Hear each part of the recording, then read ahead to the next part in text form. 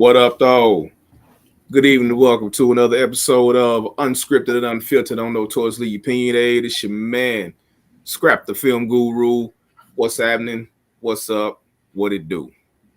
Um, we're gonna we're gonna delve into some shit right now, right? Not right now, but here in a second. And it's something that really needs to be discussed. We still talking about mental health in the black community. We talking about um, saying what you need to say as as especially as black men, right? Um, and I think, this is about to be quick. The goal isn't to get rid. This is my opinion. That's all I got. The goal isn't to get rid of all of your negative emotions, all of your negative feelings, all of the things that have you going to dark places that got you coming on podcast looking like Palpatine. What it is the goal is to figure out the goal, and the goal is to change the way that you respond to all of these negative things. That's what we're talking about tonight on Notoriously Opinionated. Let's go.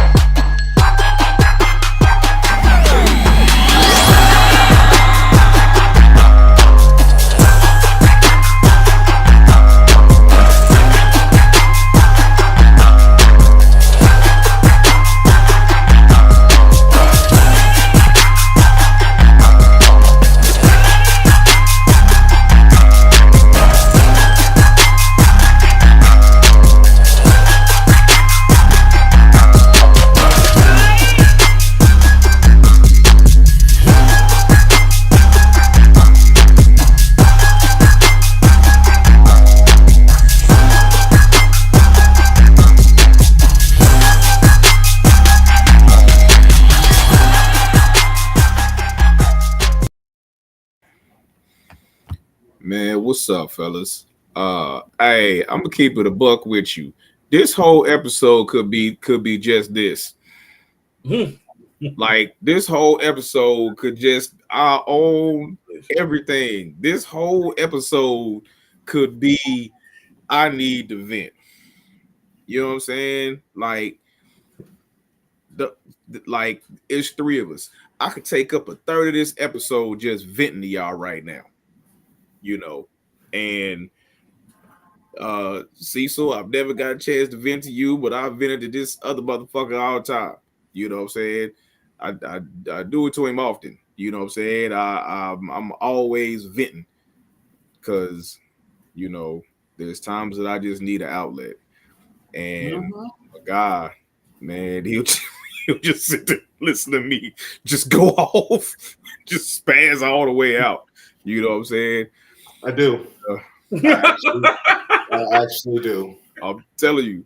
I actually do. Yeah. I know. But you know what? I'm gonna say this. I am glad that you're able to call and talk to me and vent, say whatever the fuck it is that you got to say. If not, here's my thing about venting. Like I feel like in certain instances, if you don't get that shit out, it's just gonna fester inside of you. And as previous hood niggas, that was an issue because a motherfucker say something and that shit'll linger, and then you'll start thinking about it, and then be like, man, I should just go slide on old boy. Like, and then next thing you know, you in the car. Hey, it wouldn't even be, not to disclose too much, but it wouldn't even be I need to.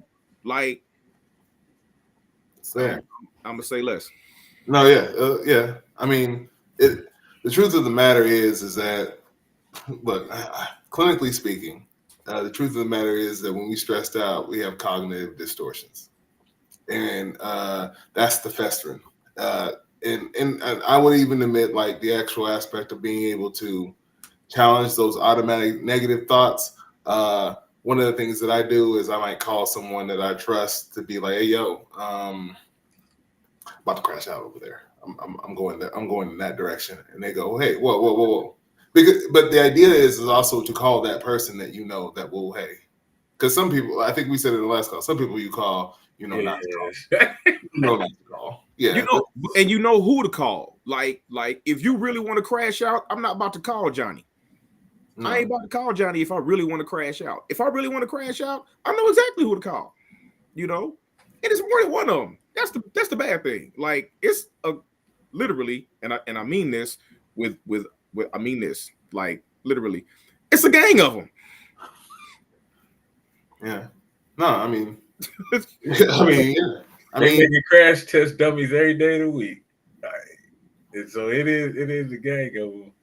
But you know me, man. He called me, because I done talked to both of y'all over the last couple of days about both of y'all's respective incidents.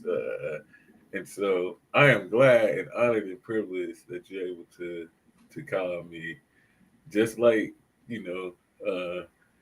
so me and this nigga Scrap, we was going through the same type of relationship issue.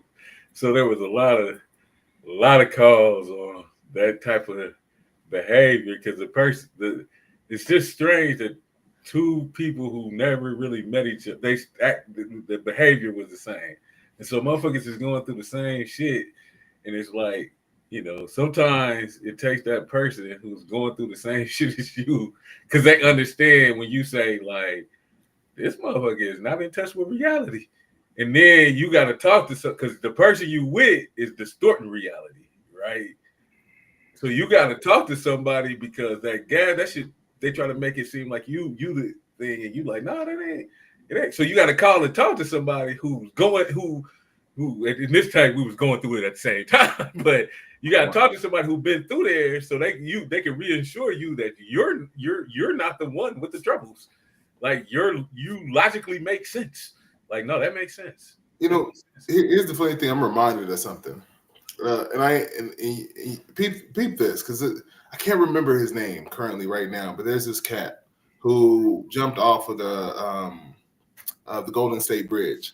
He said that upon my foot leaving the ledge, I went, oh no, I had made a mistake. And as he fell and plummeted, no, but seriously, he was like, so upon surviving that, he studied it. And he found it to be acute. I'm literally going to give a clinical name to crashing out. It's acute suicidal affective kind of syndrome. Essentially, acutely, you're in an altered mind state because of the fact of what you have kind of running in you, all that anger. I think we talked about it a little bit last time. Like your body responds to that stuff. Sometimes we're in an altered state. So it's easier to kind of plan for being in an altered state proactively when I know who I can trust. Because, hey, man, I'm going to need you to talk me out of this. Because even if I have all the facts, even if I know exactly what, I know all the facts. Like, I'm a therapist, and I know all the facts. And I'm going to go and I'm going to call you and say all the things. And you're like, hey, you know all the facts, though. Are you okay? No, I'm in an altered state. Acute meaning that like right now, that's what acute means. Effective is your behavior, and you literally can place suicide, homicidal, you can place anything right there and say syndrome, acute homicidal affective syndrome. I feel like but the reason why he studied this is because you can literally look at the brain and know that how your brain is responding. Your brain is literally creating shortcuts for you just to rationalize the world that's going around you, because people don't realize that your response, your Emperor Palpatine moment, like you kind of need it because it keeps your mind together. It does. The altered state keeps your mind together because technically your mind would fragment based on the fact that you are not just unable to grasp how you actually feel in that moment. So just speaking clinically to it, like, and like I said, and I say all this, and I called him earlier. So like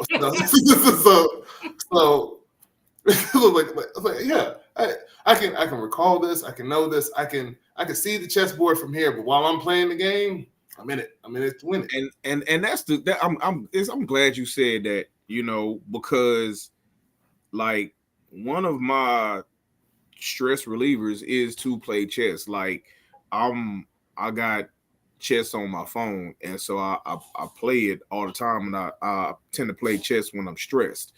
Uh, but I remember watching other people play chess, and the game seems a whole lot easier when you watching somebody else do it. It's like, no, don't do that, don't do that. You don't see the rook, you know. And it's like, but when you're actually playing it, you know, it's harder to see those moves versus when you sitting off on the sideline. So it's almost like when I feel like I feel now, I be wanting to just step outside of myself and just watch my moves, you know, and hopefully once I come back into myself, I know the right play. No, that makes a lot of sense. Like we get so caught up in ourselves that I'm gonna give you an example.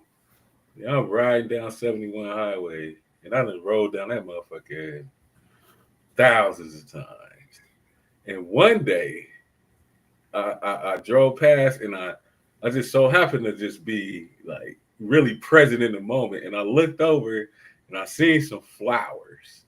And so I called a friend of mine and I said, man, when they put flowers on 71 highway, she Yeah. said, Johnny, them flowers have been there for years. You just never paid attention. And that let me know, like, I had been so wrapped up in the shit that I was doing that I never even paid attention. So now, and I hate to say that the literal stop to smell the roses, but now sometimes I do what you do. I have to take a step outside of myself and look at actually what's going on because I will like not like again for years that shit been there for years, bro. I never even like, and that made me start thinking and then reflecting on how the things that I do, and that's kind of where my saying of feel your emotions but control your behavior, right? Like I was a vice president of a nonprofit that dealt with people who were coming out of prison, and so I used to see maybe 25 to 30 dudes a week, right? And I taught this class or whatever, and so one day a guy comes in and you know literally his face missing, right? And I'm not a judgmental person or whatever, but we go out and this is when we were I ran a nonprofit in the historic Lincoln building that I think Henry Service owns it now. And so we outside smoking a cigarette, dude smoking, and so I just asked, and this goes back to what Cecil was talking about. And dude said, "Man, I was going through shit, got out of prison, this, that, and the other. Couldn't find a job, couldn't do this. So one day I took a shotgun and I put it under my chin and pulled the trigger, and I didn't die. And so now he's like, I realized I didn't want to die. And now I'm disfigured and this, that, and the other. So we had that whole conversation, and I really thought about some shit that we all be saying, like, you applying a permanent solution to his temporary situation, and in that case, bro just didn't die, and now not only did he have to face like he was returning, he had been incarcerated, but now he had all these medical challenges, and all of this was like snap on, like I never even knew, like he took his whole situation off, and I was like, fuck. And so that made me think like how I used to approach, like, and I know Scrat, you'll get this off top, like how niggas we be out there and then it could be an instant and motherfuckers is on some shit, not even really realizing what it is that we really doing and shit. And then in those instances, it's like, what the fuck? And then reflecting on it when a nigga sitting in a cell, like, man, what the fuck was we doing? What was we on? Right? And I think like we have to take those times, especially we older now, we want to do other things, to take that time to step outside of ourselves or make that call to somebody like, hey, bro, I feel like going back to this, or I feel like doing this, like, and And I think that's needed. So I think like we gotta step outside ourselves, and we gotta have the right person to vent to. Not because some niggas like if worst come to worst, niggas know niggas can call and be like, hey, cuz what, let's whoop. And then the motherfucker gonna be like, oh, we on that, I'm about to pull up. And then your whole situation done changed. And then it ain't even really what you wanted to do. You just did that shit in that moment versus calling the motherfucker like Cecil called me earlier and shit and be like, hey, you be like, all right. But let's look at it this way. Or but let's look at this. But let's do X, Y, Z. Yeah, that's probably the best. That's probably the best play instead of like, nigga, let's step up and ride on these motherfuckers. We know where they office at. But I'm okay. So half of here's the thing, like we continue to follow into we go for dopamine. We go for the thing that's gonna make us feel good. Scrap, I think you said it earlier, like not all of this is going away. Like you don't here, I'll be honest, like Jungarian theory is that in your shadow, if you ignore it, like pretty much if you're there's two ways of looking at this. You can either avoid your emotions completely or you can navigate them. Avoiding emotions completely means that your brain's going in those moments, your brain is going to try to find as many shortcuts as they possibly can to make you feel better about the situation. In other words, if I'm avoidant of the emotion when I have to face a situation that calls for it, then I honestly don't know what to do. And my brain goes immediately to the first thing that's going to give me that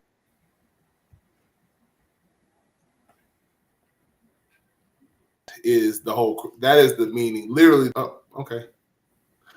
It's literally the meaning of crashing out. It's because we are so avoidant of our emotions that you kind of don't know how to feel about them. I mean, me and Scrap were talking about this earlier, and I'm just gonna be very transparent. Like, so I'm talking to my therapist about just what I'm going through in my personal life. And the truth of the matter is, and most Black men will probably relate with this. Fear, anger, rage. This, I know this. I can work this. This I work. Me and this been working a lot. When I pull this lever, it just moves because it's been oiled with so much ease. Sadness though, my hand trembles at the handle. And the reason why is because I feel like I got a pretty good control on this. I know how to feel this. I know how to feel this, but I'm so avoidant of this one that when I actually feel it, it opens up and it pushes right through this one and blows the handle off. And we don't understand why, like, in our saddest moments, we have the most largest fits of rage. Like, for example, we can talk about gangs. We can talk about that. But how are gangs named now? Out of anger. Period. Out of sadness, honestly. At a hope. I don't need to name anything to be able to say like kind of what it is, because half of the thing is that you can see how much sadness is in just the street itself without ever feeling it because it's cold. Here, I'll tie in a Star Wars reference. Because when Luke entered into the Emperor's, is it because I'm on my Palpatine? Yeah, I'm on it. When Luke entered into in the novel, when Luke Return of the Jedi, when he walked in the room, he knew his father. He knew he could feel him because his father is rage, just hot like fire. Emperor, cold, complete cold, like deep dark depth of his face. He felt like he was just cold. The thing is, it's funny things that both of these are representations of emotion. Like Star Wars is just a representation of emotions just flared out. So where we can see where there's coldness, the coldness of the human emotion, where we don't have to feel nothing really. We can just kind of move on. Nothing is really sacred. Matter of fact, you kill him. Matter of fact, you just take his place. I know that's your daddy. Who cares? Like, who cares? That's nothing to worry about. Whereas Vader is constantly in pain. Actually made to stay in pain.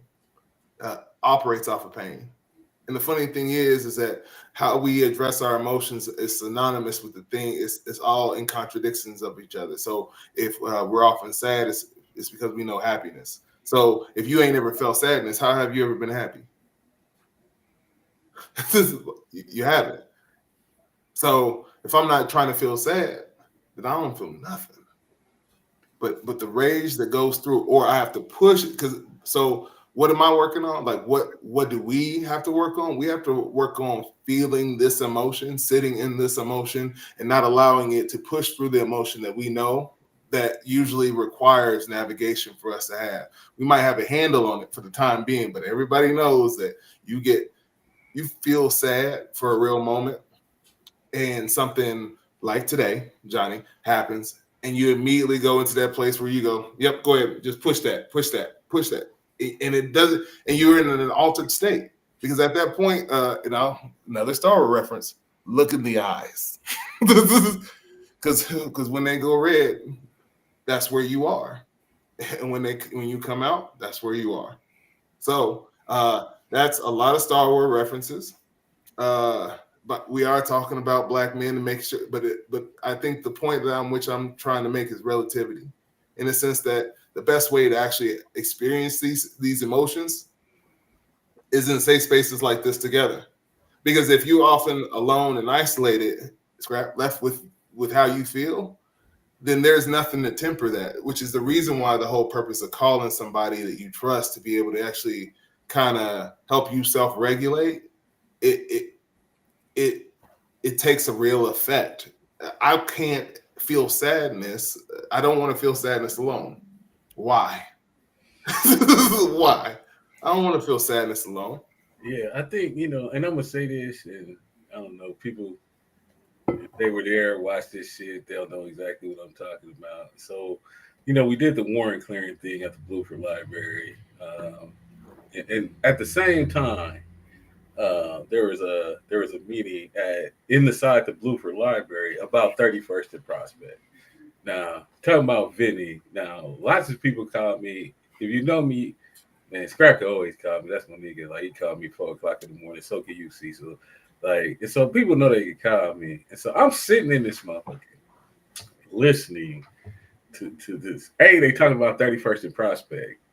And I looked around, and I hardly ever vent and shit because I'm so like, But it was 4 black people. 4 black. Now, I'm gonna say this again. We talking about 31st and Prospect. What people are gonna do on 31st and Prospect, and it's 4 black people in the room. 4. And so they talking about safety and being safe down there. So I said, man, y'all know I used to run a youth program, this, that, and the other. And I said, man, it's all about how we do it. But the point I'm making is, so the grocery store over there, right? It was grocery store. And so one day, one of my partners called me, and he like, nigga, I'm about to go rob a stove. And I'm saying, hey, wait, what? He like, man, I ain't got no food, bro. Like, he about to crash out, like literally crash out. So he called me. I said, man, where you at? He told me. I said, man, I'm on my way. Don't move, don't do nothing. I got in the car, I drove to where he was, I picked him up, I took him to the grocery store, and I let him buy anything that he needed for his family, and then I dropped him off at home. Right? And so my thing is like, you know, we all experience these things in life, but we always don't have somebody to call. We don't have anybody to talk to. So we do become isolated. And the majority of motherfuckers who we want to call, like, I don't think they got our best interests at heart. Because Key if point. you call somebody, man, motherfuckers make you, even this conversation right now, it'll be so dude, man, them niggas, bitch ass niggas and shit. Look at this whole, and you like, damn, bro, I'm going through something. It's all right if I go slide on the motherfucker and do all this shit and end up in the Jackson County jail. But if I sit up here and tell you my feelings, like, nigga, I'm sad. The motherfucker asked me, was I okay the other day? I said, no, nigga, my son died. I buried my son. My son passed away 5 days before his 4th birthday. I buried him the day before his. No, I'm not okay. I'm not. There's no. I don't even know how you would think I buried my firstborn son. Like, no, I'm not okay. And I could say that, and I don't feel like I'm a big. Well, you a bitch, Johnny. You crying? Hell yeah, I was crying. I woke up crying. The hell you want me to say? That's my kid. You should never bury your kid. Anybody, I wouldn't say a damn word. But the other people, I remember somebody told me you just need to get over it. And I had you know I had access to my wet. I was like, I had to like really calm myself because they were speaking out of ignorance. And I'm like, bro, I will put slugs in you, bro. Like, that's how mad I got because that's what I used to do. And so it's one, like, the way we treat each other, right? Like, we treat each other poorly and then don't understand what scrap fucked me up. That man going through something. He going through something. And instead of you being nice and trying to have some empathy and all this, man, we treat each other like shit. Like shit. And I'm not with that. Like I've been and I ain't saying I ain't never did that because I have. And if I and I ain't gonna lie, I'm not gonna get on here on the pod. I'm not gonna lie. I've said that shit to my partners and they done crashed out. But I feel bad for doing that. I will never do that shit again. I feel bad I for don't doing think you that know. shit. You don't, bro. You don't like the thing is like the whole point of being the fact that I'll tell you what. Here it is. The fear of vulnerability is so prevalent in us to be even vulnerable with each other or to be in a space of like the way that I would even put it. A friend of mine, a colleague, David. Shout out to David Strother. He like has a YouTube video about this where he talks about um, vulnerability and adaptability. Like it's not a weakness. It's something. It's adaptable. He even gives this wonderful analogy about sharks and how like sharks are born to do all that stuff, and then if they get beached, a 3-year-old can poke a shark in the eye because it's that vulnerable because it didn't adapt to the environment in which it's in, and a shark will drown in an oxygen rich environment even though it breathes oxygen. It breathes a lot easier in the ocean because a lot of people want to get back in, but you won't learn, you won't adapt, you won't change. You get stuck in the situations you in. I think the whole aspect of I think we said this last time the aspect of Erickson's stages of development. 18 to 40 is isolation versus intimacy, connection. Like we talking about when, like Johnny, what age range are you talking about the cats that are crashing out? Like because 12 to 18 is identity versus confusion. 18 to 40 is literally isolation versus intimacy. And what this is what I mean by like I'm about to turn 40 in May.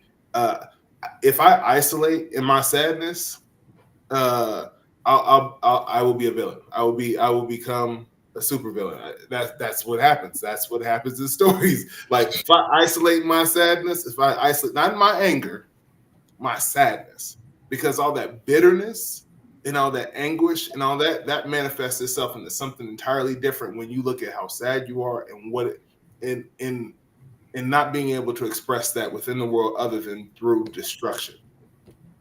And and that's what black men have to deal with. So we are working through these stages where we have to actually start having in more intimate moments where we're able to share these moments with each other. Yeah, so But listen, they're like Nah, it's hey, you, hey man, I'm telling you, it's times that when I feel the way I feel right now, I be telling people I already got the mentality, you know, I'm I'm I'm half a bad day from becoming Lex Luthor. You know what I'm saying? On my, I'm telling you, I'm like, hey man, uh, anybody that know me know who my favorite, quote unquote, to some people he's a super villain, to some people he's, but they know who my favorite dude is. That's my guy. You dig?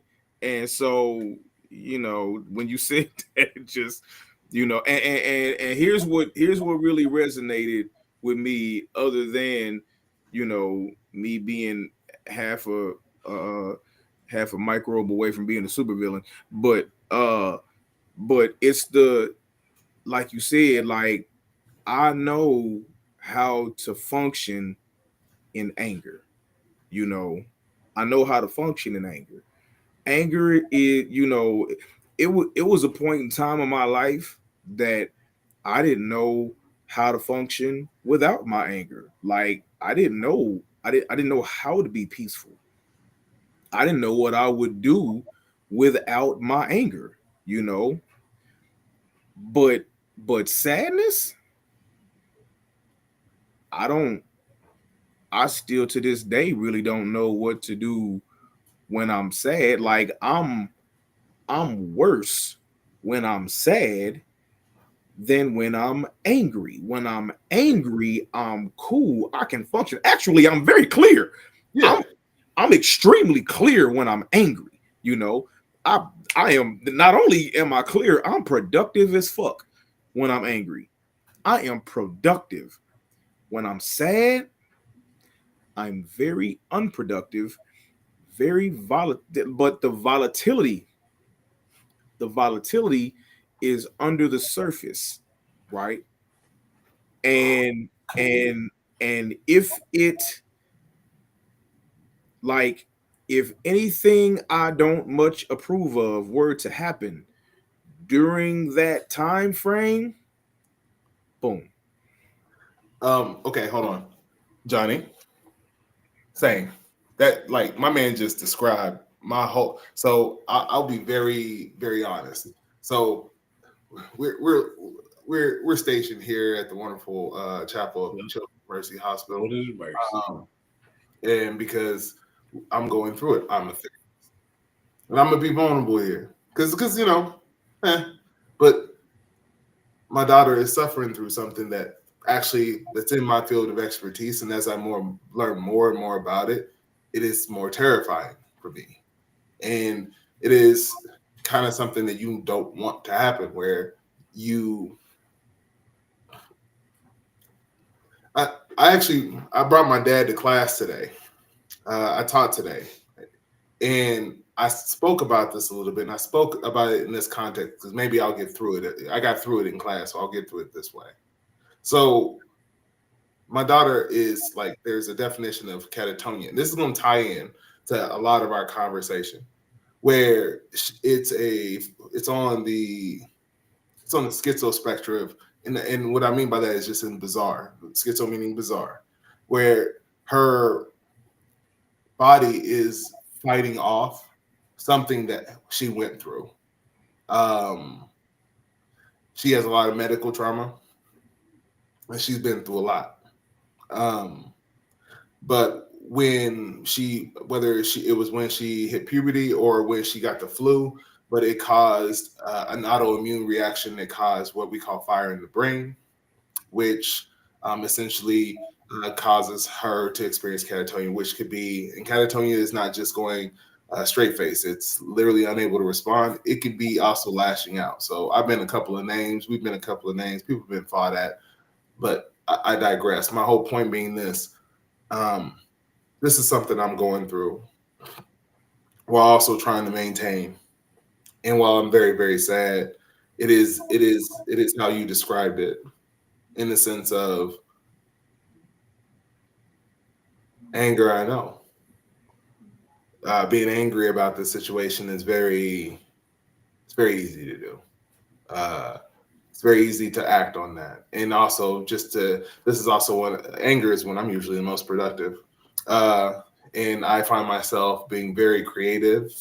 I'm really creative when I'm angry. But when I'm sad, which I've been lately, it has limited my availability to be able to work. And that is only exacerbated by the aspect that my work involves acts in a competitive nature in which people can kick you while you're down. So when that happens, and that happens that way, one of the ways that what I have to do is I have to temper my availability to not go into my cognitive distortions where I go into black and white thinking, either everything's fine or they got me up. I don't personalizing things that you hear because my brain wants that immediate. I want to know my kid's okay.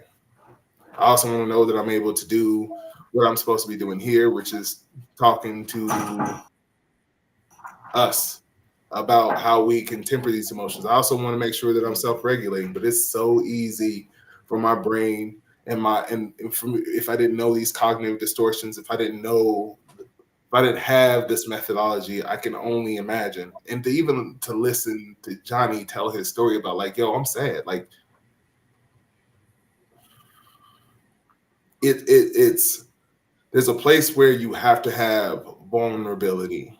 And I can honestly say right now that I'm actually relieved because my daughter is upstairs asleep for the first time in 2 weeks. And like sleep. Not fighting, not wrestling, not saying she's in pain, not. She's asleep. She's resting. And we finally have an answer. And the thing is, while all this is also happening, you have to make sure you maintain your space in the world. And you have to address how society is currently operating, whether it's against you, around you. So this is literally in my profession when we talk about our human behavior and our social environment, how these two things are comorbid, because we're constantly reflective or responding to our environment, and our environment's constantly responding to us. And as much as it is easier to explain to everyone everything,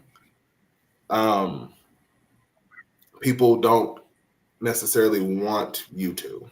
And this is what I mean by your story is not for everyone, which is also the reason why I'm saying you know who to call and who not to call. Your story is not for everyone. Yo, bro, you got to hear this. I'm not going to call the dude that's like, yeah, let's hop in the car. Let's go. Let's go down there. My story is not for everyone because it's definitely not for the one that's going to block that off. Yeah, so people may not remember this song, but there is a song by Twisted and the Speed Not Mobsters, and it's called Motive for Murder. And that Twister is last, but his verse is about his homie getting killed and how sad he is. And so he gets so sad, he goes and gets a gun and starts shooting indiscriminately, and a little girl got shot. And so so I used to listen to that shit over and over and over because, when we're talking about sadness, one of my partners got killed, man. He was 15 years old. He got shot in the head in front of a daycare. Like, I got shot in the head. He got shot in the head. I lived. He died. And I remember being so sad and distraught. Like, I always been angry. I like scared. Like, one could be mad and then come up with some very creative plans to fuck you up. Like, they finna sit there and draw up a whole complete plan to fuck you up. I'm talking about waiting around for a motherfucker, got your time and location, where you going, your tag number, what color, who you gonna be with, but that when your sister goes back in the house and when the kids ain't around. Yeah, like, hey, get productive real quick. But that sad part shit, that shit had you, like, literally not, man, you'll just be. And so, like, I listen to that song because it reminds me of some states that I've been into, but it also reminds me what not to do because I've been in that situation before, right? And so now, if motherfucker crash out, like if I crash out, that shit gonna be on the front page of the Kansas City Star, right? they're gonna be like community leader, Johnny was it, blah, blah, blah. Like that shit gonna be all bad. And it ain't just me, it's gonna set back other people in a lot. And so like I have to be really cognizant of the things that I do and how I feel, and even who I vent to. Like I vent to y'all niggas because I know that ain't gonna leave. But sometimes I say something, it might if somebody else knew and it got out there, motherfuckers would be like, I know it came from Johnny, and that'll fuck a whole lot of shit up. And so, you know, you know, there are times when I've been really, really sad. Like this month is a really sad month. Whatever people, you know, like I don't know. Like I buried my kid. Like it's a sad month. I don't, you know, and I try to, you know, go through the day to day motions and shit. But honestly, sometimes I'm really just unfucking productive. Sometimes I just fucking sit around. If I was upset, I'd do a whole bunch of shit. But when I'm sad or feeling something, I just be sitting in the house, like And start that's kind of like one of the things. Now I don't know, and I'm fairly sure you do remember, but like you be going through it with your son, and I'll be going through it with the loss of my pops, right?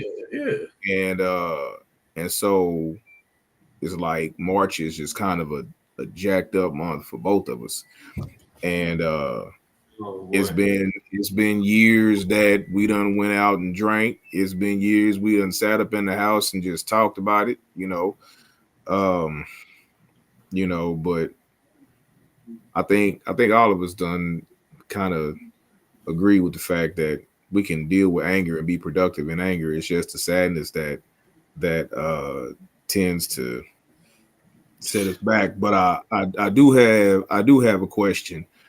And it's a which one are you type situation. I read this quote a while ago and I ran across it again today and it got me to thinking. Um the quote was, you either say what you feel and mess things up, or you say nothing and let things mess you up. Which one are you? Like, are you say what you feel and mess things up person, or say nothing, keep it to yourself, and let the things mess you up person? That's a real fucked up question for you to ask right now. I know. Yeah, shit. I know exactly. I know. Yeah, that's a distort. It's a distortion, but it is that it's what's it called? Is that paradoxical? Yeah, it's very paradoxical. I mean, I'm answering the question, but I'm answering the question because Y'all know, because y'all know me, but I know exactly what I'm doing. Yeah, so I'm gonna go ahead and answer this because I'm gonna have to go get a drink after this.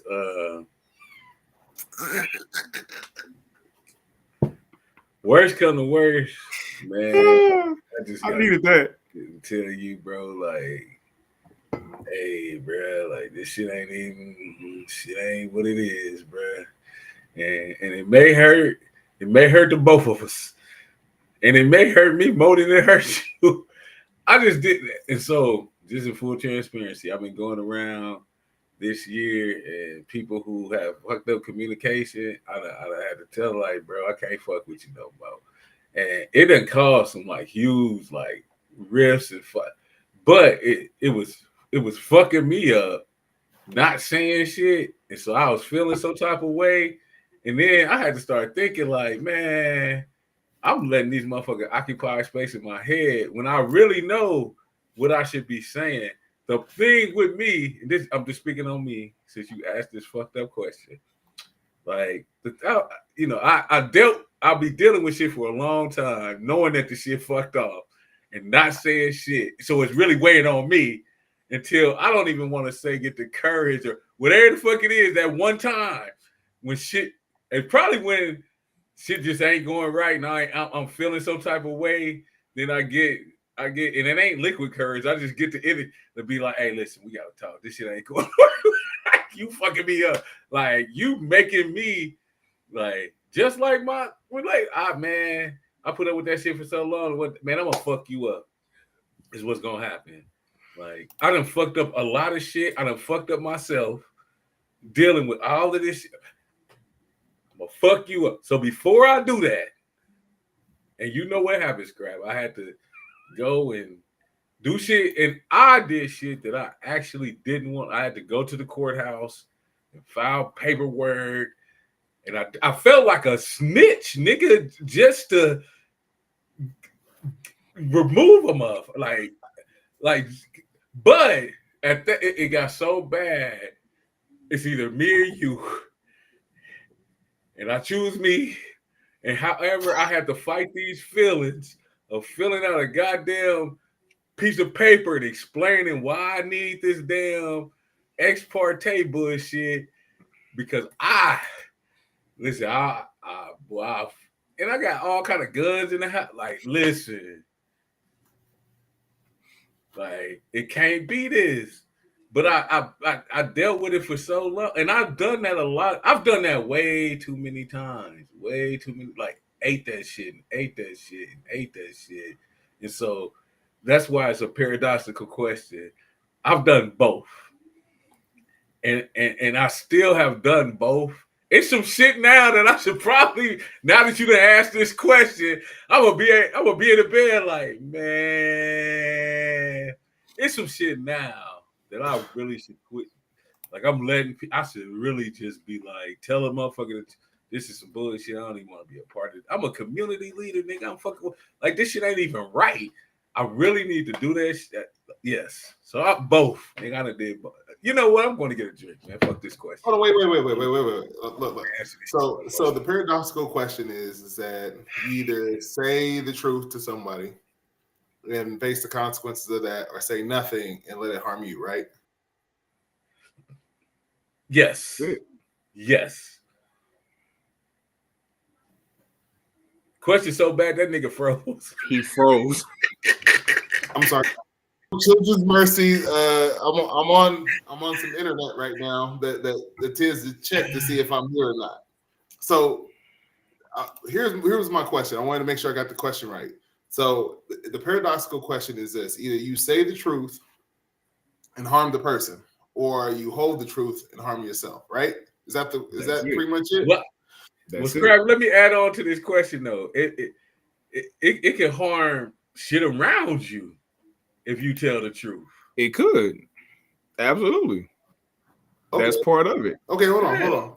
And it could harm shit around you if you keep it to yourself. Right. Like that's why he asked a fucked up question. That's why I'm going to get a drink, because this is a fucked up question.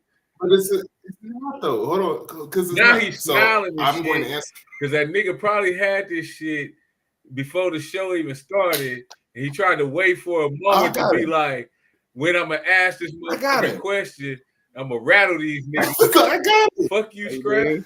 Man, I told you I'm almost a supervillain. I told you that. So here's the deal, because I wanted to make sure I was saying my quote correctly. So I hang a quote. I used to have a quote on my office door. I used to sign my emails with it, and it answers this question that you just put in. So if I do or say anything that is wrong, I will gladly change, because it's the truth that I'm after, which harms no one. Harmed is a person who deals with self-deception or manipulation. So when you tell me that question, the question is, if I tell you the truth and it harms you, I'm not harming you. Your self-deception and your manipulation harms you, because the truth can't really harm anyone. I understand the concept of there's a time and a place for truth, but in all honesty, being honest with yourself, being wholesome, being authentic, because the question is a paradoxical question if you don't believe in authenticity. If you don't believe in authenticity, I'm going to be quiet. Why? Because they don't need to know. They don't need to know. I don't. And if I think it's going to harm them by them knowing the truth, it's not the truth that they really need to know. Like it's not their truth. You follow me? Like, even because I can understand where there's a difference between telling the truth and snitching. I'll just put it that way. Now the thing was, and you kind of tapped into it, is your truth, because the question was, how you feel Your truth. your Yeah. truth. No, Right. So Yeah, that's why it's a fucked up question. Because I'm gonna tell you, I've you been in seem very situations. upset about you seem No, perturbed. no, because given what I do, I've seen people tell the truth, and that's the end. Yeah. And whether Hmm. they felt like the other person, well, that was the truth, and the people, man, motherfucker didn't give a fuck of none of that shit, none. Like, and your career over, Over. whatever you do in your relate, that shit's over. And you can say whatever, like, I'm just telling you the truth. Motherfucker, like, yeah, I understand. You should have kept that shit to yourself. Yeah. Mm-hmm. Because now you shoot, and then you like, hey, all I did was tell the truth. Mm-hmm. You did. And I've sat and watched the motherfucker do that. And I'm a truth telling motherfucker. Although I know there's a time, it depending upon your situation and the circumstances, there's a time and a place. And some of us feel that emotion. We ain't got nobody to call on the phone and say, hey, man, I'm thinking about going in here and saying X, Y, Z. No, don't do that. Let's find a different way. I done seen him over going to meeting and man, Real go. and I'm like, I hand him the box. Man, here your box, Yeah, bro. because when real goes wrong. This Yeah. shit, but Johnny, it's the truth. I know it was the truth. But you just harmed yourself. You didn't harm these motherfuckers.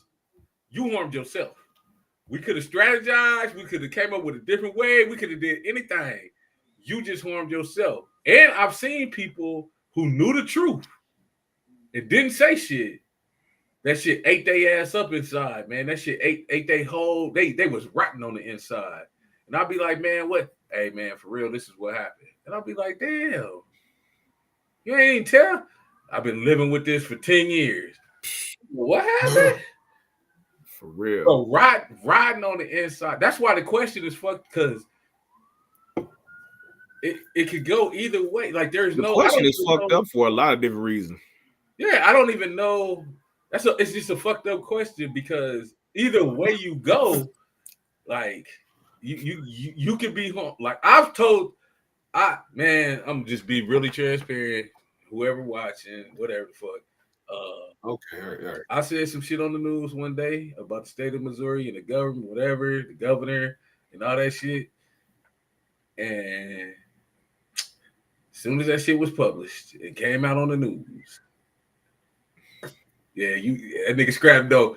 I got one of those. Hey, we need to talk. Johnny, we need to have a meeting. Yeah.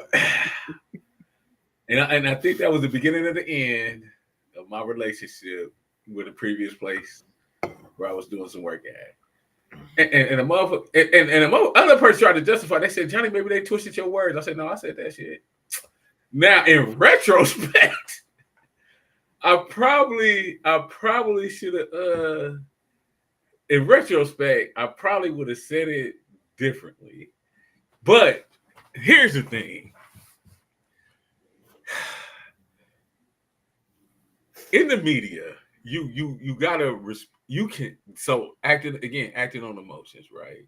And the media is good at this shit. And they said some shit, and they got an emotional reaction out of me, and so I said some shit.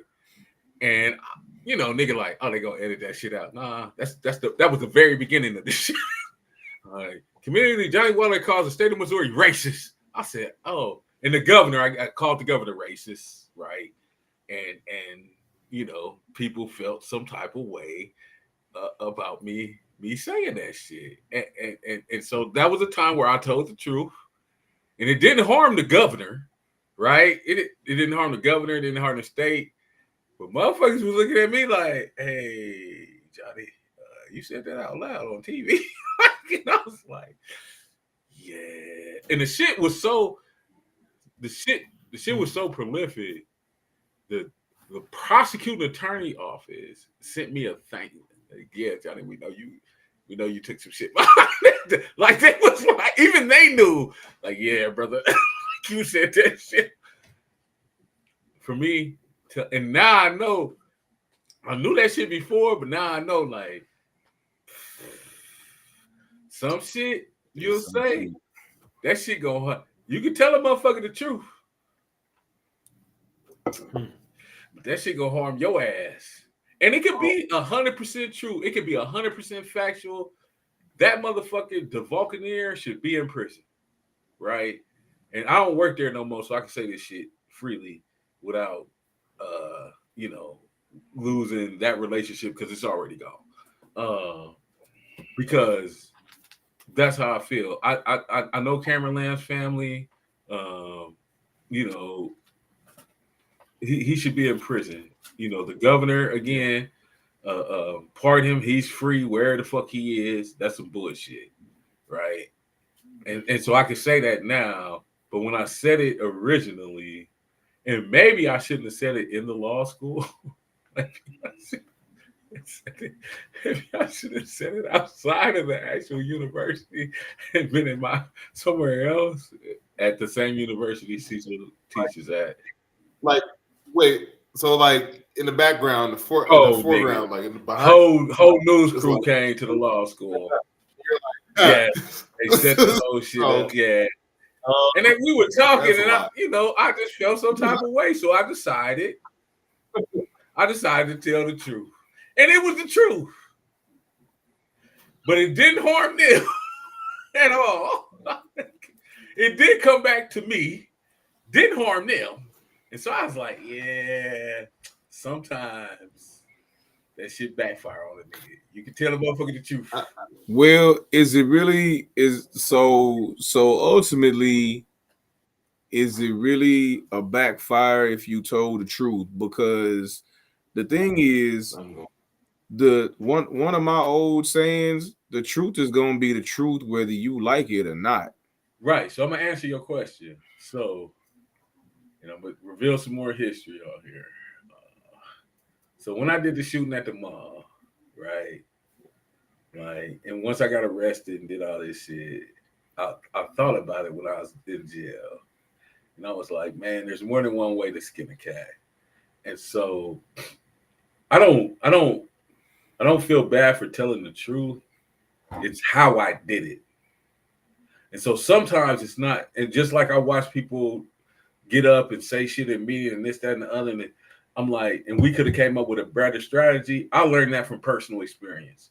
Like, let's tell the truth, but let's strategize and let's leverage and let's think about this instead of operating on some emotional shit and saying some shit and then being like, oh shit, that shit just came out.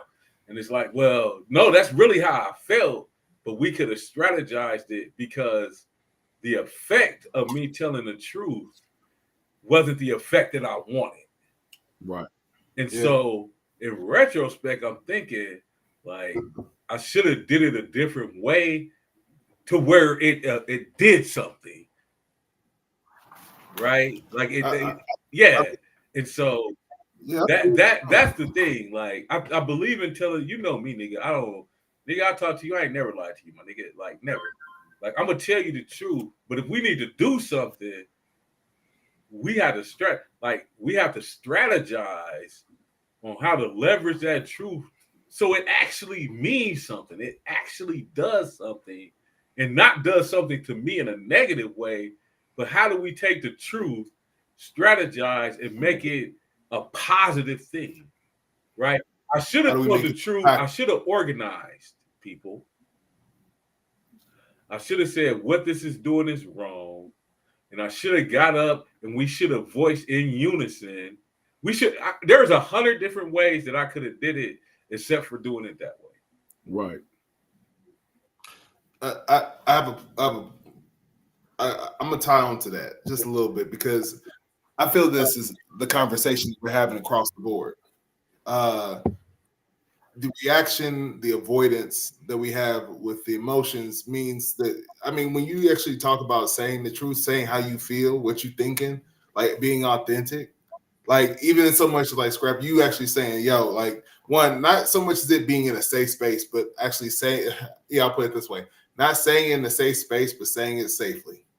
You know what I'm saying? Like, or moving moving strategically. Like I agree, Johnny. Like in the sense of if you don't have a handle, if you don't have the emotional intelligence to be able to strategize how you tell the truth, you come in hot, blazing, off the wall, turning tables over, but it was the wrong table to turn over at the time in which you turned it over. Now, if we actually had a time frame that we actually said, and I go, and now, and now you say it. I wrote an article once for independent media outlet where I talked about how essentially the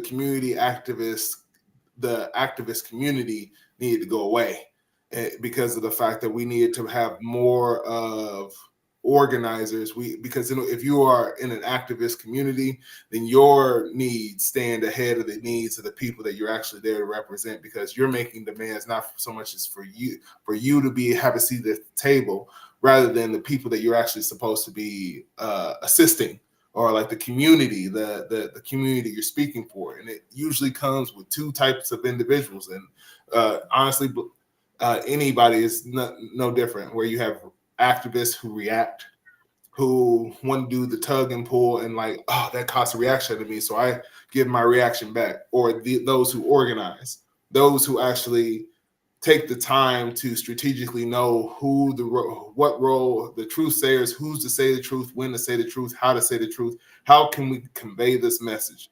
And I mean this on a micro, on a personal level, and on a larger scale level, because as individuals, as Black men, that's kind of what we're doing now, in the sense of being able to organize your thoughts around the emotions in which you have, and being able to express them in a space that allows you to do so, allows you to be able to strategize in those situations where you do need to navigate the reaction in which you're going to have. Because half the time, if you don't, then you react, and your reaction allows your brain to be able to go to the first thing that makes you feel good. And in all honesty, I hope you can relate with this. Is sometimes like the way my uncle used to put it was, sometimes it's just that. It's like, I didn't even mean to do that. What'd you do? I chopped you in the throat. I didn't even mean to do that. That was just something. I just wanted you to stop talking. And I didn't even know. You was talking and I stopped you. These are reactions that we continue to have because we don't necessarily prepare for situations that we face all the time. Man, if I see that dude, I'm gonna spaz on him. Okay. So is that what you want to do? Or that is that just your reaction right now at the time in which you feel like you need to do? Because you don't necessarily have to spaz on him. You can do some other stuff. And honestly, you can do some pretty interesting stuff that actually could be very thought out, planned, and actually have the impact in which you actually desire right now. But do you really you just want to spaz? You just want to lose all of your faculties and go berserk on somebody? And then have to face the consequences of blacking out, not knowing exactly what you did because you went a little too far. So we have to think like that, but we don't get to the point where we start having these conversations and break and get down to where what we even see out there is how we're responding. We're responding with how we feel. Right. So listen, the truth of the matter, these is facts, right? Because there's a difference between facts and truth. Because truth can be somebody's truth. The fact of the matter is, Black people in America have been treated poorly, unfairly, unjust, hanged. Like there's a lot of different things that I could say. And so here's the thing about emotional reactions. Like if Black people did what these J6ers did, we'd have got shot on everything. And so these emotional, we cannot even have the same emotional outburst that these other motherfuckers is having, right? And so like we have to really think and strategize about what it is that we're doing, because we could have I've seen this, and y'all correct me if I'm wrong if y'all ain't seen this, but I know y'all have. I've seen a white person and a Black person act the same way towards the police, and the Black person dead, and the white person is in cuffs, and they talking to him like, "Hey, we don't want to do this." Like, "Hey, they done shot this dude though, right?" But I seen a white dude with a sword. I promise I seen that. You seen that shit too? Yeah. Man, he like, this, that, and the My other. man had a whole sword Bro. A whole sword. in the parking lot, and they like, just calm down. Yeah. Just calm down. Yeah. Man. And they done killed the brother with a cell phone. A cell phone. No, they killed Tamir Rice with a toy gun. With a toy gun. And that brother in Walmart. Bro, in Walmart. Buying a toy. He ain't even pay for it. He ain't make it to the cash register. A white person called the police on him. Said he had a gun. Mind you, Walmart sell guns. You can look this up. Walmart sell guns. He on the phone talking. The police come in. Hey, put the gun down. Then shoot him. And then come to find out, it's a gun that they sell in Walmart, right? And some a Caucasian individual got, for whatever reason, he pointing a real gun at people. What? Like, and so when we think about our reactions in these type of situations, like our emotional outbursts can fuck around and get us killed. We fuck around and some shit happened to me, right, on a holiday. I can't remember which holiday it was. This cussed me out, bro. Cussed me out. Because I did do, and again, I was a little upset and not thinking, and I did some ignorant. I did something that wasn't probably safe for me to do. And the police were involved. And so he was like, Johnny, we need you out here. You could have been killed. You could have been this. You could have been that. You remember that shit? Like on the holiday when I got pulled over? Yeah. And so, you know, it's really, it's sad when you got, I'm going to tell you, you want to talk about venting. I remember exactly what you're talking about. Yeah, because they could have shot the shit out of me. Yeah. My dumb ass, thinking like, oh, the pimp, like, the gun right there. Like, I was God! Like, oh shit! Like, where's my phone, bro? I wasn't even paying attention. Yeah, I didn't realize it till you said something to me. How drastically bad that encounter could have went, and y'all wouldn't be talking to me right now because I'd be dead, and I wasn't even paying attention to what it is that I was doing. And so again, we talking about talking and venting and shit, like. It's sad when you have to wake up. You got to vent because you got to wake up Black in America every day. And then you got to worry about things where another person would do that and they'll be completely fine. I did that shit and I was like, oh shit, yeah, you're right, cause I could have been dead. Like they could have shot the shit out of me. And they would have said, like, hey, he pulled a pistol. Like, no, I really, like, I was really looking for my registration. And I accidentally, and I wasn't paying attention to what I was doing, and that shit could have went. And when the other dude came up, I was like, "Oh wait, what's happening?" It could have ended poorly, but I wasn't, like. And I done said some stuff. We know they didn't know. They didn't care, and they didn't care. Right, that's the thing. Like, I think I'm going to use the term, this probably ain't right. Having a venting partner is great. And somebody to point out things to you, like the Johari window, right? You shit about yourself that you don't really see. Once he told me that, I've never done that again. Because he was absolutely right, and I could be dead. And I really had to sit there with that and be like, damn, I'm glad I have a friend who say, what the hell is wrong with, like, he went off on me. Like, what the hell is wrong with you? Like, what? And I'm like, oh shit, what and then I realized, like, oh shit, this is, I like literally did that shit. And yes, they would have shot the shit out of me in Shawnee Mission, Kansas. Oh yeah, yeah. They been like justifiable.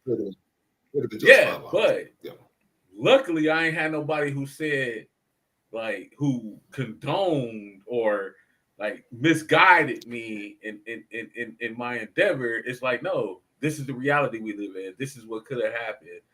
This has happened across the nation 100 times for less. So you need to be very aware of what the fuck it is that you doing. I think it's our reference to the chessboard earlier. The fact that, because here's the truth of the matter, you're vulnerable enough to let somebody look over your shoulder while you playing. Like that's really kind of what it is. Because like we have people we know, we have friends, associates, partners, like people that we know. And then there's those people within that group of individuals where you know that like, yo, I need your counsel. Like I need like, what's the best move? Like, hey, yo, look at this. Look at my board. What you think? I don't know. Like it has somebody right there who's like, you could. I mean, I see where he got you right there. Like that analogy is meaningful because of the fact you're vulnerable to let somebody look over your shoulders, to let somebody actually have the availability to say that to you. Because like I want you to like scrap in no way, shape, or form is this even the real thing.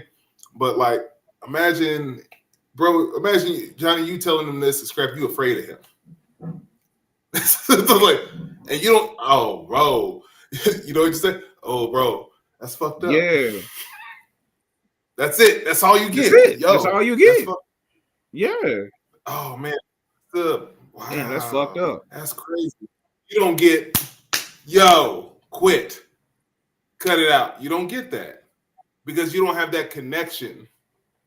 You don't have that connection to actually be able to have that moment where you can be like, no. Like, because because let's be real, Scrap, you did that because you knew his goals, right? You knew exactly what he was aspiring to do.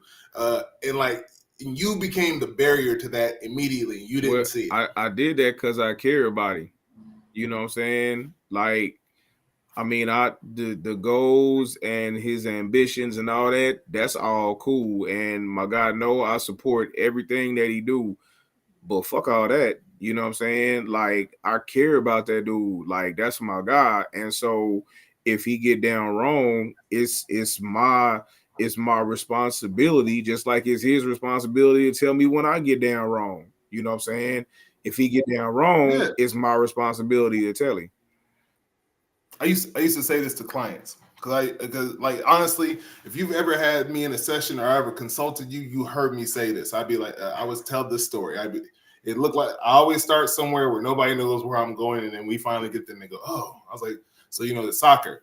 Original game of soccer played in Central and South America was usually through the indigenous folks that were there. One of the practices was that whoever lost their head. The head became the ball. So is that real? Like, yeah. Oh yeah. Like there's a game where you kick the ball in a hole in the wall. You pick it up. Go ahead, Google away. Google. Go ahead. Oh shit! That's why they take their soccer so serious.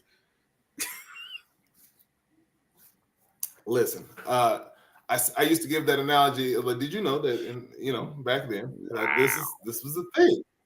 But here's the thing, bro. This is what I would say. I say that to say this. Let's say we're playing chess. If you lose the game and you're still breathing, then you're not losing. You're learning. You have to have the availability to learn. You're only losing if you continue to set up the pieces the same way and play the game the same.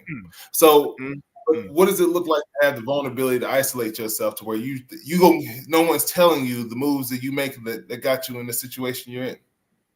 Like, and no one's able to actually do that because they either have, I mean, like, it is good to have a partner, but it's good to have somebody who understands your authenticity. And the reasons why most people usually use therapists is to be able to get that non-biased, not because we need our supports. We need the people who understand us, who really care about us.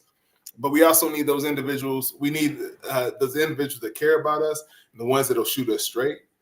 We need those people that will reflectively listen to us. So you was just riding in the car, your gun just there, just expect for the police to just be like, hey, that's a nice gun you got there. What kind of model is it? And they were just like, y'all just burst into a conversation about, let me look at you. Here, you take mine. Like, you could have done it so many ways, but you did it in a way that he heard you because of the fact of the relationship in which you had and the rapport in which you gained with him.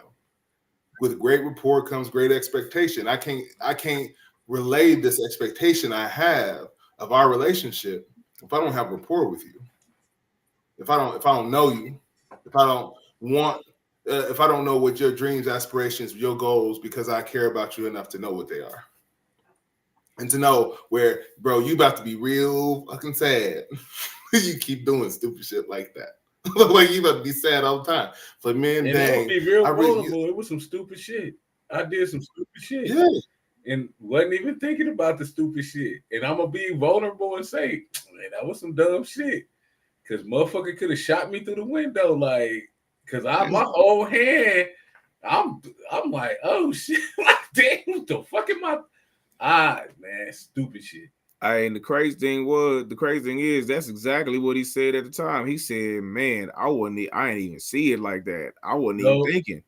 I wasn't even thinking. No, I really wasn't. I wasn't even paying attention. I wasn't cognizant of the situation. I wasn't, and it made it worse because I was talking shit to the officer at my driver's window, where this motherfucking the second officer is creeping up on the side of the window and the shit, right? Like I wasn't paying no. That shit was, that was some dumb shit. I did some dumb shit. Yeah. I want to go to the other end of the spectrum of our conversation, because I also want to talk about group mentality as well. Because I mean, if you don't have anybody who's going to have a variation of thought within a group of individuals, then you have what we call groupthink. The best way to put it, I mean, gangs. The best example I always use is of the NASA's Challenger incident, because everybody sat at the table thought they knew what they was doing, thought that they had everything right. It was only when in the aftermath and the hindsight were they able to go back and see where their mistakes were, and their mistakes was based off of false confidence and the availability to think that they need to, do that. So I think it is important to realize we have groupthink.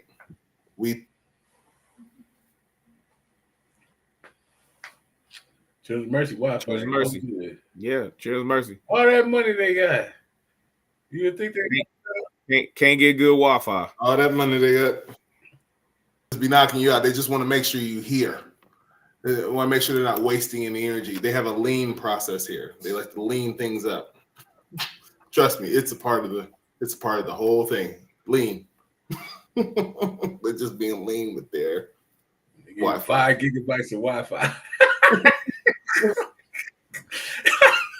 You used up your quota. You get 5 gigabytes, bro. You done well past that. You can't keep using all that. Jamie likes to tear it. Your phone call. You get more gigs on Boost Mobile. Right. So sad. Yeah, but like I said, I think in all honesty, the availability to look over a brother's shoulder and be able to kind of see how, like, to be vulnerable enough to make those moves, it allows days like this to be easier, where I can come in and be like, man, coming in hot, and it's like, yo, cool down. Let's take a look at it, and let's make sure that we're strategically making the moves we need to make that benefits us. I mean, and I think that's what, like, kind of this vent session was really about.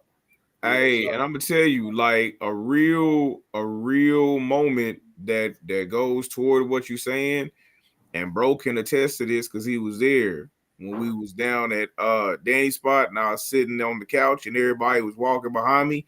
I don't like people standing behind me. You know, I got real, like, PTSD issues with that, right? I got up and went over to where nobody was behind me and sat by myself because I was freaking out. I was tripping, you know, and bro came over there and was like, man, you good? I'm like, yeah, I just got to freaking out and I was about to spaz out because it's people standing behind me that I don't know. You know, I don't allow just anybody to stand behind me. Now, he could stand behind me and I'm not going to trip, you know, because he ain't about to let nobody sneak up on me.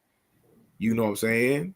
and I know this, and so there's a ease there, but me just sitting in the middle of God and everybody, and God the only one I know. Oh no, no. The rest of y'all can't stand behind me like that. I'm yeah. So Scrap is about to take, full what they call it, uh front stage. I'm about to upstage everybody. You know what I'm saying? And Cautionary measures. I'm We're gonna trying take to tell some you, cautionary measures. Like, what's going on? hey man, Yeah, that's exactly what happened. man, mm, it was not a good space. Uh, but man, listen, um, I don't know about y'all, but I needed this, you know, and I hope everybody that tuned in, tuned out, tuned back in, tapped out, I hope that they felt what was being transmitted. You know what I'm saying? Because this episode almost didn't happen. if Yes. I'm being if I'm being transparent, this episode almost didn't happen. Um mm, mm, mm. And so number one, man, shout out to both of y'all for pulling up tonight. You do not understand how much I appreciate it. Because quite frankly, I couldn't have done this without you tonight. You know, absolutely positively could not have done it. It probably would not have happened.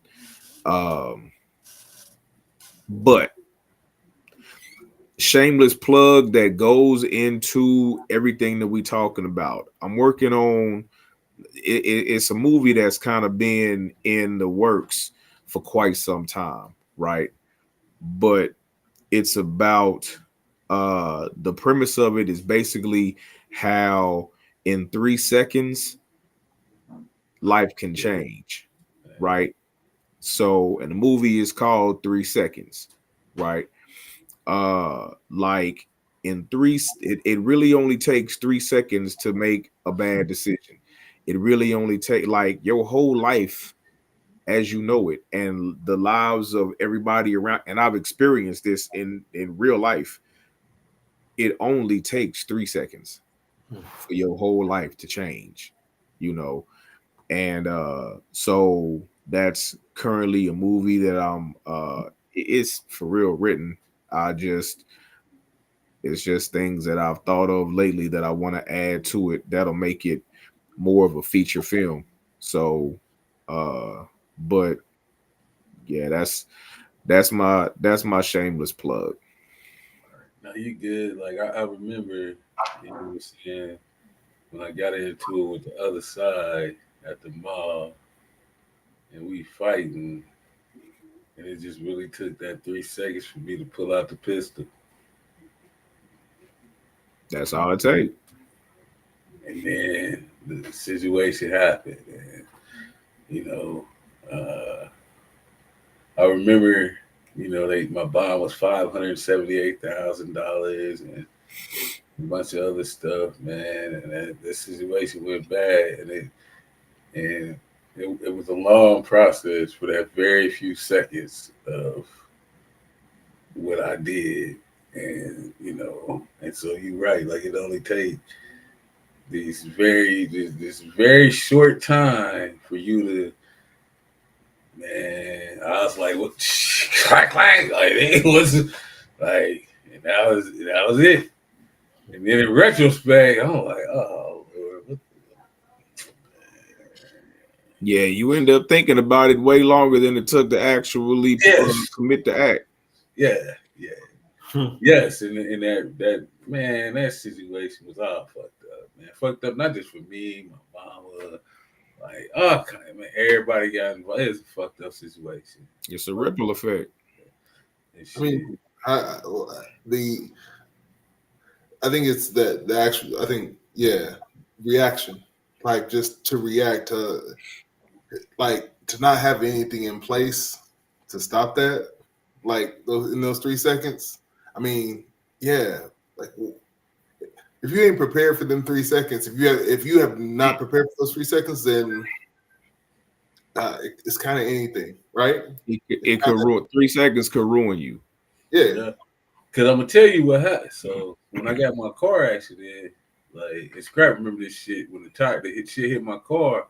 Dude out the car started talking shit. He hit my car. And he started talking shit. Now I got man, everybody know I stay strapped. And so I'm thinking like, bro, like I could just like that whole mob shit, that shit, I could just shit, it's a wrap.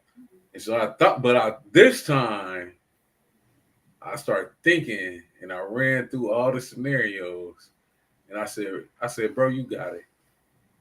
You got it. Now he in the car with his kids in the back seat. And I'm like, bro, I could just knock you down right here and keep it pushing. And all I said was, bro, you got it. You bitch ass nigga, man, dude was talking sideways. You got it. And I was super upset. I'm shaking because I just want to blow boy down. And I'm shaking. I'm lighting a cigarette and I'm smoking. And I'm like, then I start thinking to myself and then I calm down. And the whole situation is, bro, come back and apologize. And I'm like, you don't even know how close you was for me blowing your whole situation up. Like, and you hit me. I didn't hit you. All I did, I said, bro, can I get your insurance card? Nigga, fuck you, bitch ass nigga. You hit me. I didn't hit you. Like, and given my history and the things that I've been through in a normal situation, bro, I'm finna respond in a whole different manner. But I can't respond like that. So I got to take these 3 seconds to think, because I did that before, and I ended up with a $578,000 bond sitting in jail. And this time, I thought about it, and I'm like, you know what? You got it. You got it. So I wanted to leave. I wanted to leave something before. I know we're about to wrap up, but I wanted to leave something when it comes to that. The 3 seconds. I know you shoot the movie, and that's going to show it. But like, there's this thing called STOP acronym. It is on a Let's Win KC card. If everyone's ever picked up any of those pocket cards, KCBMH, I assisted with kind of creating it, having the STOP method, which is the acronym kind of like stop, take a breath, observe what's around you, and then proceed. Like put that into your practice to be able, and even so much as I would tell. I tell people this: if you ever want to know somebody's reaction, wait 3 seconds, take a breath in through your nose, out through your mouth, and look at them, because that gives you that's practicing the power of the pause, as they call it, allows your brain to reset with that alternative space. Like, but you have to practice. You can't just walk in and be like, "Oh, I'm gonna practice the power of the pause." In the moment, it's 3 seconds. 1, 2, 1, 2, 3. Oh, darn it! Damn it! I missed my opportunity. but you have to practice. So just being able to stop, take a breath, observe the world around you, and then proceed. Like, I gotta leave that there. I gotta leave that there. I'm gonna leave on this note, right? Anybody, right? Anybody, listen. You need to stop and think about what it is that you're doing. And don't use this as some false justification or false power, whatever it is that you think it is, because man, that shit right there, that could be your downfall.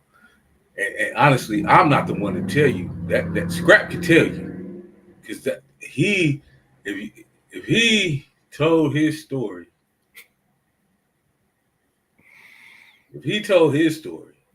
I ain't talking about me. I done did some shit. But if he tell his story and in his life, in the time he done did, bro, that shit means something, bro. It means something. And so we got to stop. We really have to stop, pause, and think about what it is that we doing, especially when it comes to us. When it comes to us, especially when it comes to us. yeah, because man, what we doing now, We got grace for it everything ain't. but us. We got grace for Hey, everything but us. we got grace for man. We will go to the ends of the earth for other people and leave ourselves behind. You know, I've I've done that my whole life. But like I am, and it's again kind of paradoxical, which has been the leitmotif for the evening. Uh, but I'm the same person that I was when I was a kid and completely different, you know, like like I'm the same kid, but I'm totally different. Like the way that I see things and situations and the world is just different. The way that I react to things is just different. Like a really quick so my really quick thing before we get out of here is this. I remember the first time I saw Mississippi burning, right? I was 15 years old the first time I saw Mississippi burning. And I was, needless to say, infuriated. And that's the light word that I could use. But I was infuriated and intoxicated. So, Hmm. infuriation and intoxication of a 15-year-old who was living the life that I was living, not a good thing. And I was armed. Not a good thing. And I could fight. Not a good thing. So, and I'm surrounded by a bunch of knuckleheads that listen to everything I say. Not a good thing. Right? Hey, y'all, let's go. We all get up. We go to Cool Crest. Right? And this is when Cool Crest was really Cool Crest. You know what I'm saying? Like, that mug was packed. Man, I'm like, we about to play the knockout game. And those of you who have never played the knockout game as a kid because you were not a rambunctious youngster, I'm gonna tell you how it go. Go a little something like this. Uh, and we was betting money. Like the way we played the knockout game, we bet money. You know what I'm saying? It's $1 for everyone, right? So it's like I can knock him out in 5 punches. I bet I can knock him out in 4. Bet I can knock him out in 3. I can knock him out in 2. Who got that one hitter quitter? Right? I'll be the Paul, right? I'll knock him out in 1, right? If you knock him out in 1, that's $5 because you started at 5, right? Now, maybe it was a small man's complex because I'm like 5'8" at the time. I weighed about 155 pounds. Why I picked the biggest white boy I could find, I have no earthly idea. You know what I'm saying? I have no earthly clue as to why I done this, other than the fact that I just seen Mississippi burning and I was mad as hell, right? Tap my man on the shoulder, pop, pop, spun him around, cocked back from like Florida somewhere, you know. Wow.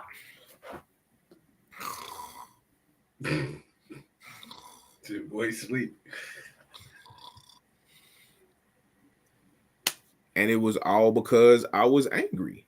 It was all because I felt some kind of way about what I saw. versus now having experienced racism head on, like personally, you know, I wouldn't handle it the same way, you know. Same kid lives inside of me, but I make different decisions, you know, in the way that I handle the pain and the anger and the sadness that I feel, right? And I think Well put. that's the hopefully that's the message. That's one of the messages that was conveyed tonight on Notoriously Opinionated. Uh as always, man, I appreciate y'all. Uh like I said, I couldn't have done this. I couldn't have done this tonight without y'all, but I appreciate everybody that tuned in tonight. Um Tune in next week. Notoriously Opinionated. Same notorious time, same notorious station. If you new to the channel and you tuned in, welcome. If you've been rocking with the kid, welcome back. Uh, we'll be back next week. Notoriously Opinionated, 8 p.m. Wednesdays. Until then, peace. We out.